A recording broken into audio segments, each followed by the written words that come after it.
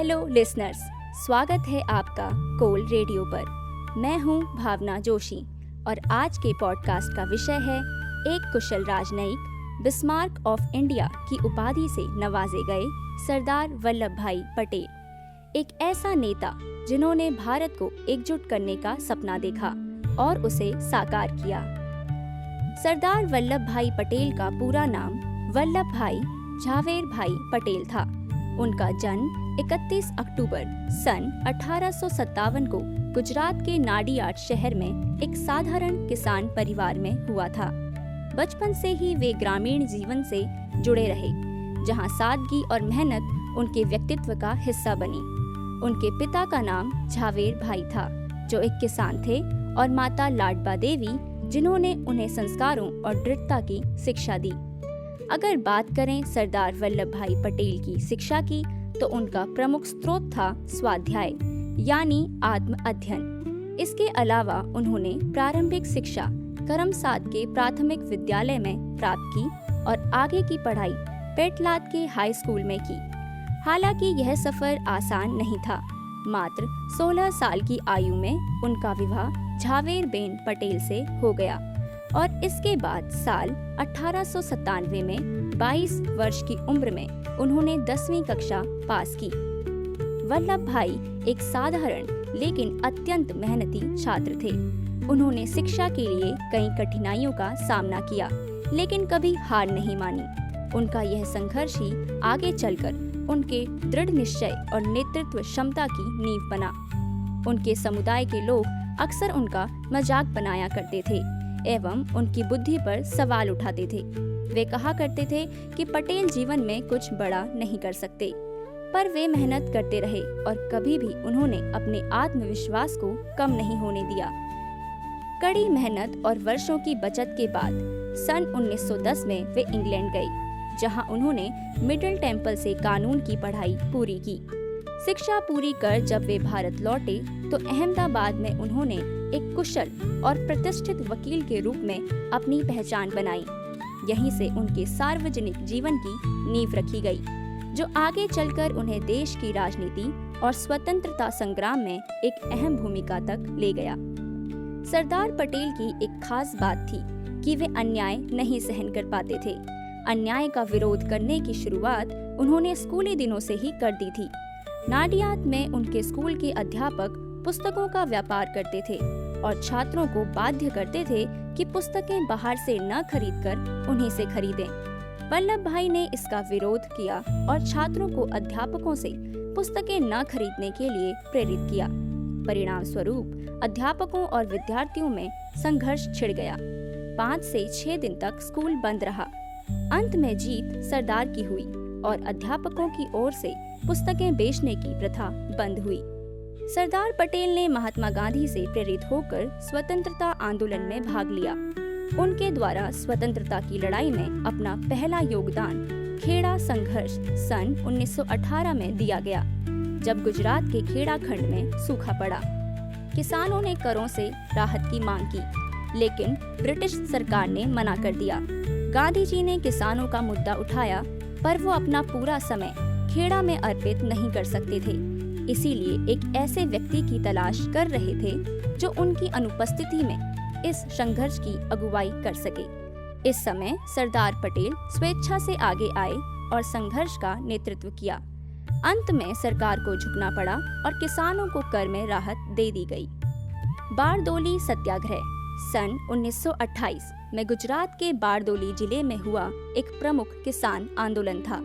यह औपनिवेशिक सरकार द्वारा भू राजस्व में की गई अन्यायपूर्ण वृद्धि के विरोध में था। पटेल ने इस आंदोलन का नेतृत्व किया, जिसके परिणाम स्वरूप सरकार को कर वृद्धि वापस लेनी पड़ी और पटेल को महिला नेताओं द्वारा सरदार की उपाधि से सम्मानित किया गया, जो उनके नाम का स्थायी हिस्सा बन गई। साथ ही उन्होंने असहयोग आंदोलन, नमक सत्याग्रह और भारत छोड़ो आंदोलन में सक्रिय भागीदारी की और कई बार कारावास का दंड भी भुगता।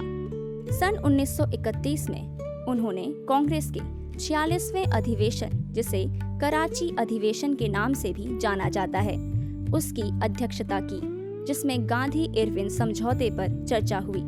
सरदार पटेल की मुख्य भूमिका समझौते को अंतिम रूप देने के बाद कराची में भारतीय राष्ट्रीय कांग्रेस के अध्यक्ष के तौर पर समझौते को मंजूरी दिलाना था, जहां समझौते को स्वीकृत किया गया। इसके अलावा समझौता होने के बाद पटेल ने कांग्रेस अध्यक्ष के रूप में मौलिक अधिकारों और नागरिक स्वतंत्रता जैसे मुद्दों पर कांग्रेस की स्थिति को स्पष्ट किया। संविधान सभा में उन्होंने मौलिक अधिकार, अल्पसंख्यक तथा जनजातीय एवं अपरिवर्जित संविधान सभा में उन्होंने मौलिक अधिकार, अल्पसंख्यक तथा जनजातीय एवं अपवर्जित क्षेत्रों पर सलाहकार समिति की अध्यक्षता की। स्वतंत्रता के बाद अधिकांश प्रांतीय समितियां उन्हें प्रधानमंत्री पद के लिए उपयुक्त मानती थी। वे देश के पहले प्रधानमंत्री होते, परंतु वे महात्मा गांधी की इच्छा का सम्मान करते हुए इस पद से पीछे हट गए और इस तरह जवाहरलाल नेहरू देश के पहले प्रधानमंत्री बने। बाद में पटेल को उप प्रधानमंत्री और गृह मंत्री का पद सौंपा गया। देश की स्वतंत्रता के पश्चात वे उप प्रधानमंत्री के साथ साथ प्रथम गृह, सूचना तथा रियासत विभाग के मंत्री भी थे। गृह मंत्री के रूप में उनकी पहली प्राथमिकता देसी रियासतों, राज्यों को भारत में मिलाना था। इस काम को उन्होंने बिना खून बहाए करके दिखाया। केवल हैदराबाद के ऑपरेशन पोलो के लिए उन्हें सेना भेजनी पड़ी। भारत के एकीकरण में उनके महान योगदान के लिए उन्हें भारत का लौह पुरुष के रूप में जाना जाता है। उनकी महानतम देन थी 562 छोटी बड़ी रियासतों का भारतीय संघ में विलीनीकरण करके भारतीय एकता का निर्माण करना। विश्व के इतिहास में एक भी व्यक्ति ऐसा न हुआ जिसने इतनी बड़ी संख्या में राज्यों का एकीकरण करने का साहस किया हो। 5 जुलाई सन 1947 को एक रियासत विभाग की स्थापना की गई। उन्होंने भारतीय प्रशासनिक सेवा की नींव रखी और देश की नौकरशाही को सुदृढ़ किया। इसी कारण से उन्हें भारत के सिविल सेवकों के संरक्षक संत कहा गया। 21 अप्रैल को मनाया जाने वाला राष्ट्रीय सिविल सेवा दिवस उनके 1947 के भाषण की स्मृति में ही मनाया जाता है। 15 दिसंबर सन 1950 को बम्बई, वर्तमान मुंबई में हृदयाघात के कारण उनका निधन हो गया। वर्ष 1950 की शुरुआत से ही उनके स्वास्थ्य में लगातार गिरावट देखी जा रही थी। दिसंबर में उन्हें गंभीर हृदयाघात आया, जिसके परिणाम स्वरूप उनका देहांत हो गया। उनके निधन से राष्ट्र ने एक महान नेता और भारत की एकता के शिल्पकार को खो दिया।